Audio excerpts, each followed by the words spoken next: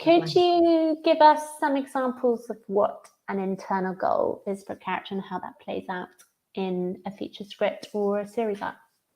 Yeah, so for me, and all of this is, is just kind of my take on it, having spent a lot of time thinking about it and reading a lot of scripts over a lot of years. But for me, that internal goal is an unconscious desire. And it is directly related to their flaw. But the best way I've always felt of thinking about it is, it's the thing, if you ask them, they wouldn't articulate. Mm-hmm. They wouldn't say to you, I want this thing. But really deep down, they kind of need it to be happy. And if you put them on a psychiatrist's couch, you'd get there. If you excavated enough with that character, you would be able to get them to verbalize and realize what they really want. But at the beginning of the story, they usually don't know it. And often the audience aren't aware of it either at the beginning of a story. But it is that flaw. It's that kind of, it's like a barrier to happiness. Mm-hmm. It's that old adage, you don't always get what you want, but you get what you need.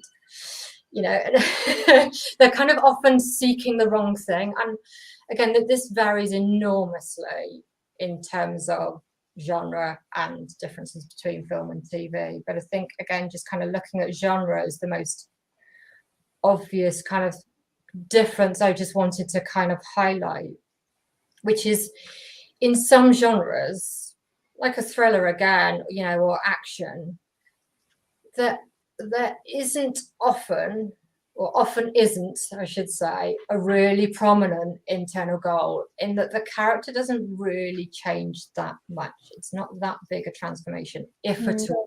And in some, in some great, really entertaining, big commercial genre pieces, they won't change at all.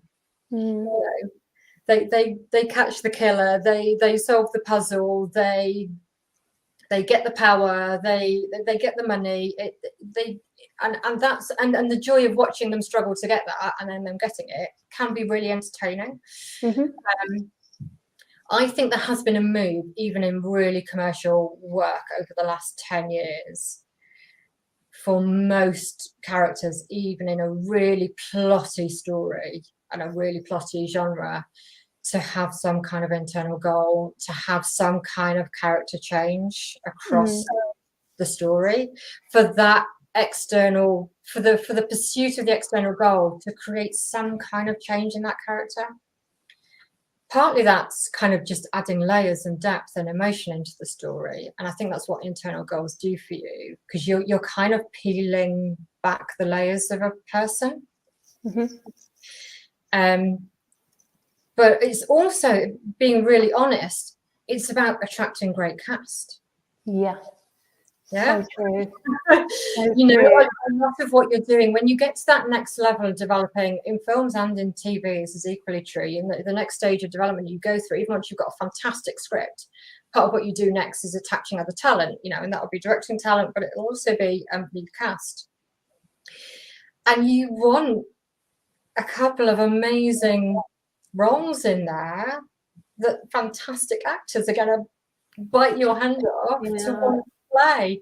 And often what's providing that is a really rich, complex character with an internal life who's really flawed and who is going to be changed by the plot that you force them through. Yeah. Because that's where the really meaty stuff is. That's where the really emotional stuff is. That's where the stuff is that we really kind of connect with on a deeper level. The fun, because kind of, Jack Sparrow action adventure is, superficial fun, and it's brilliant and entertaining. But if you want to get to that kind of, if you want something that kind of is kind of engaging you on a deeper level, it's the internal life of a character, of which they are often, hopefully, fairly oblivious at the beginning of the story. And I suppose it's that depth that makes a film, particularly in series, I of course, I think they play a lot more with internal goals. But in a film, I would, it's the depth, it's the internal world that makes it memorable and lasting, really, rather than just a piece of entertainment, isn't it? Yeah, it really is. And I think, obviously, well, my experience is writers are either naturally really gifted at plot, and their characters are kind of secondary, and they need to kind of consciously develop characters that are deep and complex and rich and have an internal life. But the plots are amazing and twisty turny and like super hooky. Or they're naturally brilliant character creators. Mm-hmm. And you're really engaged in that character's kind of internal world, but what they need to kind of work on is the external stuff, so that we don't just repeat character in same situation. There's something kind of pulling you forward as a viewer. So yeah, I think even with, you're right, even with feature films that are very plot driven, where the external goal is really prominent, I think that depth comes from that internal goal. And again, this is where, it's all to play for. I think knowing it gives options. Mm-hmm. as a creator. I think knowing the answers to these questions, like what if you put your character on a psychiatrist's couch and really excavated with them, what is the thing that would actually make them happy that is not what they're actively pursuing at the moment? Yeah. Because there should be a difference, as there is with all of us, really. That's why this is so interesting, I think. So I know, so deep, isn't it? Right? And totally. I don't know about you, but if I wasn't doing this, that's probably the field I'd be in. I'd probably be in forensic psychology. That people are endlessly fascinating. Absolutely. I'm always asking why. Like, when someone says something or does something that is a different reaction to mine, my first thought is, oh, why? Why do you think that? Why are you feeling that? Why are you wanting that? And it's that curiosity. Yeah. So I think, even with those really plotty, very genre-specific films, I think that depth of character and an internal goal is really important to allow you to add that layer and that depth to it. Yeah. Great. That was really fascinating and deep. So I'm going to ask a little bit about sort of the attainment and realization of the internal goal.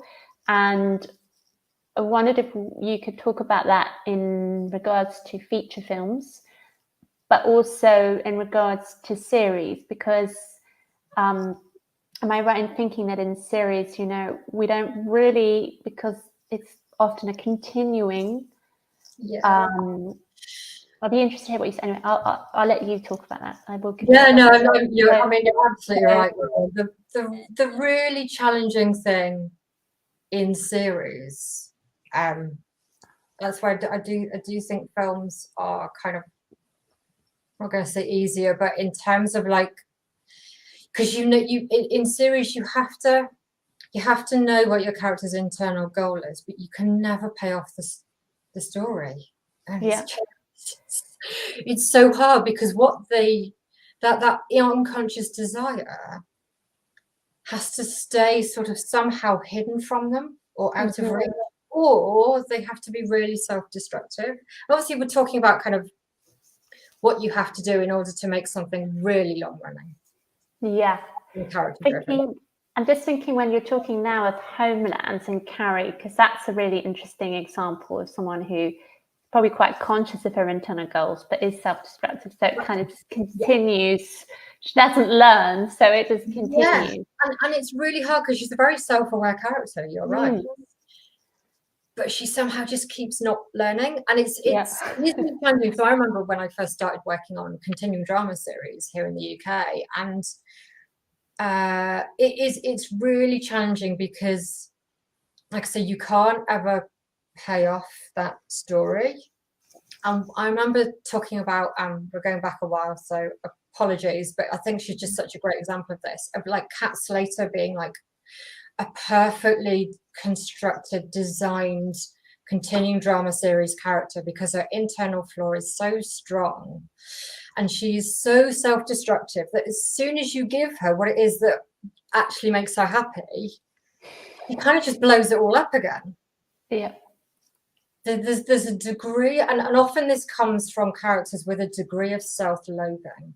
That's often the device that you use when you're creating characters who are going to kind of not learn the lesson, in the sense that they're going to kind of blow it all out as soon as you give them what actually is that does make them happy. It is often deep sense of self-loathing, of not being worthy of that happiness. So true. And I think that's probably true in Homeland a little bit as well. I think there's quite a sense of her feeling like she kind of somehow doesn't deserve it. Yeah, it's lack of self-love, isn't it? It's that kind of. Yeah. And I think that's, but you know, I think again this is true of most people. Like everybody's searching, right? I mean, how many people do we know who are like truly contented and truly love themselves and are not sabotaging their life in some way? Yeah, absolutely. Yeah, you know, we're all flawed. We all, and most of us make the same mistakes over and over again because of those kind of really deeply buried kind of, yeah, I'm going to say flaws, but yeah, those kind of character traits that are slightly self-sabotaging. Totally. And it's that I think what we're talking about here actually is so fascinating, because I think that is something that is so universally complex and deep, but it really captures audience because it's the human condition, isn't it? We're talking about the human condition here. Yeah, so. Absolutely. And again, I think in films, I think why films are so satisfying, because you have the opportunity, going back to wisdom, to make a really clear thematic statement. And we've not mentioned the theme word yet, but we haven't yet, no. I'm going to jump to it now. Great. Because I think in a film, you're paying off both. You are paying off an external goal, because they either get what they set out to achieve or they don't. And Uncharted is another really good example of this, I think. Just taking something a bit more recent than The Wizard of Oz, circa 1936. Because you know that there's a really great kind of action adventure story. It's Mark Wahlberg, it's Tom Holland, it's super commercial, really mainstream, really fun, but it's got really clear external drive. You know, we're treasure hunting. I mean, is that like, it's that obvious and prominent? But Tom Holland's character has a really clear character flaw, which is actually he's quite lonely. And so in that film, you get this really satisfying. It'd be really interesting to see what they do with the second one, which I'm sure, and they would I'd be astonished if there isn't the second one. I'm sure someone will put in the chat in a minute that there's one in production now. And like how you deal with that, because in the first film, they very much paid off the internal flaw of his character, which is really satisfying. He doesn't get what he wanted. Spoiler alert. I'm going to do it, even though it's a recent film. The treasure becomes significantly unavailable. They find it and then lose it in quite a permanent way. So they don't get what they wanted. They don't get the treasure they were seeking, even though they find it. But they do both get that kind of internal payoff. You know, Tom Holland's character is changed. He does get what he actually needed, even though he didn't realize he needed it. He gets a friend. And it's really sweet, because there's this gorgeous friendship that develops between the two of them. I know obviously they hate each other at the beginning. So it's really sweet, and it's very, very satisfying, which in films you can absolutely do. You can pay off both these external and internal goals. And it's very satisfying. And I think just to kind of touch on theme, if I can. Yeah, please do. It's something we talk about a lot, particularly in series, but I think it's true for films as well, especially when you're in the drama genre. Is that you kind of want your story to say something. Like, otherwise, what was the point of those 2 hours, really? You know, and this is where theme comes in. Like, if you came away from your story, what is the one thing you want people to think or feel at the end of it? What is the statement you're trying to make? And usually what we think or feel to be true, so it's the truth, a truth you're telling as an artist. Yeah. We usually feel whatever it is you've given as the lesson learned by the protagonist. And again, so I'm not a big kind of, you know, no place like home kind of a girl. That's just not my more over the rainbow. Home is where the heart is, right? Home is wherever I am, and kind of I'm fulfilled. Yeah. But I watched that film and I'm like, oh, definitely it's home, right? Yeah, it's where I am. It's my sofa. It's my family around me. The storytelling is so strong that even though really that's not my instincts, it's not my kind of big truth. I watched that film and at the end of that story, I absolutely feel it, that the truth of life, the universe, and everything is to be content in that home environment. That actually, yeah, home is where the heart is. There is no place like home. All of those things suddenly feel incredibly true because it's the lesson that Dorothy learns. And I've watched her learn it and I've gone on that journey with her. So the theme is kind of like a statement you're making as an artist, a truth that you want to share with the world. And it's the realization of that internal goal that dramatizes your theme. So what my advice, particularly if you do want to kind of explore this more, is to make sure if you are really clear about what your theme is, make sure that your character's transformation journey dramatizes that message. Yeah. Because otherwise you're giving conflicting messages. If you think your film is one thing, but what you've actually done with your lead character's changes give a slightly different message, I'm going to take away the one that is dramatized on screen for me, not the one you think I need to learn. And the other thing I would say about theme is, even if you don't consciously clearly define it for yourself as the creator, if you put your character through any kind of change, your audience will take away that message. So make sure that is what you want to say, is what I'm saying. Because this does happen. It's like, particularly in the development process, you kind of, you know, your character is changed by what's happened, but it's been sort of accidental. Yeah. And it's only when I kind of say, well, so she kind of learns this lesson. Is that what you want to say? And sometimes this kind of moment of like, not really. Actually, that isn't what I want to say. Well, then we probably need to change what we're putting on screen. Because that is going to be the takeaway. Because as humans, we just have this instinct to want to kind of create meaning out of what we see. We will attach a meaning to the story you put on screen. So I would say make that a conscious choice. So fascinating, isn't it? It's really interesting. And I think that's really clear. What you've described is so clear for feature films.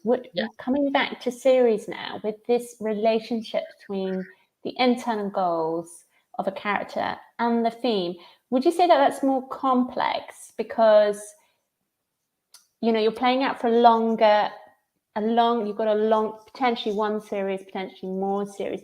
How would you say, if you're never really arriving at the internal goal or the realization of the internal goal, how do you have a very clear sense of theme? Or is it, again, what the character is learning through the process? Yeah, I think it's what your character is learning and how they're changing. I think the trickier thing with series is you're going to have a lot of characters in a very big series. So the theme is much harder to be really clear about in terms of dramatizing it, because you've got multiple characters. And I just think about, you know, let's take Game of Thrones. I mean, like, it's because it's such a substantial piece of work in terms of just the sheer volume of hours, the amount of story and plot you need for that, and the amount of characters you need to spread that across, means it's very hard to be really clear on the theme. Because obviously we can say the subject of the theme is power. Obviously, it's the pursuit of the Iron Throne. I mean, it's really clear what everybody wants, and most of them are actively pursuing it. And Succession is similar. I was going to say Succession because that's slightly more controlled world, but you know, and right, it's so interesting. Yeah, and obviously it's a work in progress. It's harder to talk about Succession because we haven't concluded the story. So good. I love it. It's always interesting to see how a show wraps, and obviously it's more challenging in series because often you wrap even though you didn't intend to, in the sense that you thought you were getting another series and then you get cancelled. I know, your story ends at a point that is not of your choosing. So that's why it's much harder to talk about what was the theme of that show when it often isn't of the creator, the story endpoint isn't of the creator's choosing. That's why I think Breaking Bad and Game of Thrones are such good examples, because they absolutely concluded the stories that those showrunners, creators wanted to tell. We can debate Game of Thrones in terms of creative vision of the end of the story in the final season and the final episode, but there was a choice. Choices were made in both of those shows, and what was on screen was somebody's choice of where the story ends.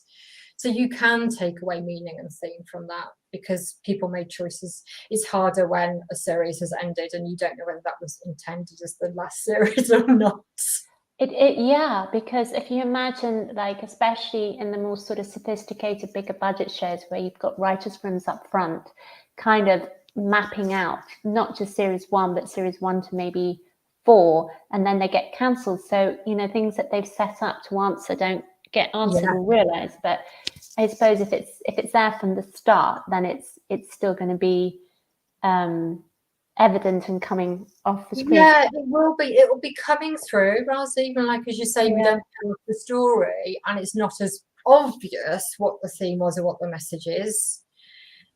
It will be playing out, you know, because it'll also be in the creative choices. Once you know what you want to say with your piece of work, it comes through in things like motifs. You know, it comes out in the visual storytelling choices that you make. You know, for example, you know, this is a really obvious cliched one, and you wouldn't know, no one would do this, of course, but you know, it's like if it's about self-identity or accepting self, say mirrors are a really big trope, right? It's like, yeah, you know what I mean? So it's like it starts to play out in lots of other creative choices that you make. If you know what you're exploring, even if you never get to really kind of make the final statement about it in your show, the subject of the theme at least will be evident in both the beginning of that character's transformation and how far away from the end point you've started them would be obvious, but also it'll be coming through in those other creative choices that you make that will be on screen.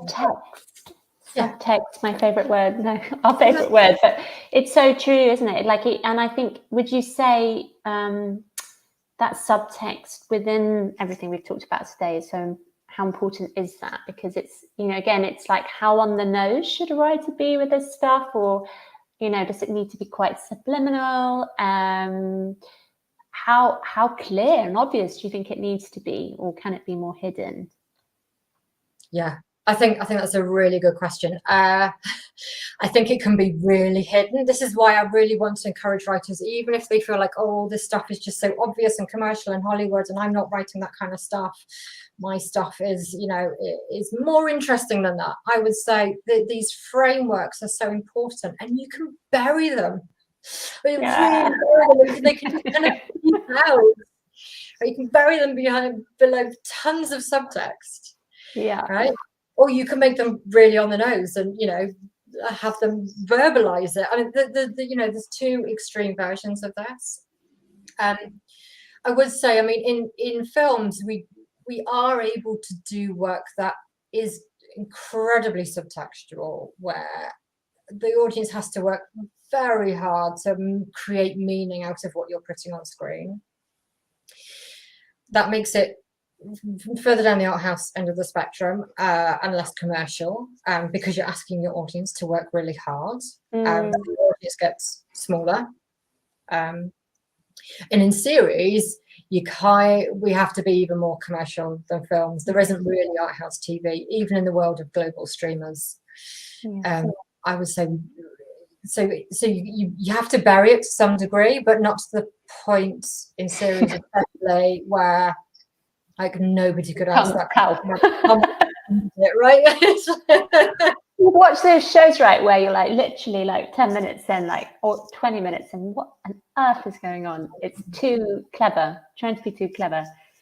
Yeah, and obviously, you know, there is an audience for that, but it's just, yeah, the harder you make your audience work, the smaller the potential audience is for that show or film. And then we're in the comparison of budgets. So that's fine. If your audience is really small, if your budget's really low, that's fine, because the two things kind of match up. If you're multi-million-pound budget, really high budget, and incredibly art house, that's kind of a bit of a mismatch in terms of like how you can actually take that thing to screen and who's going to finance that.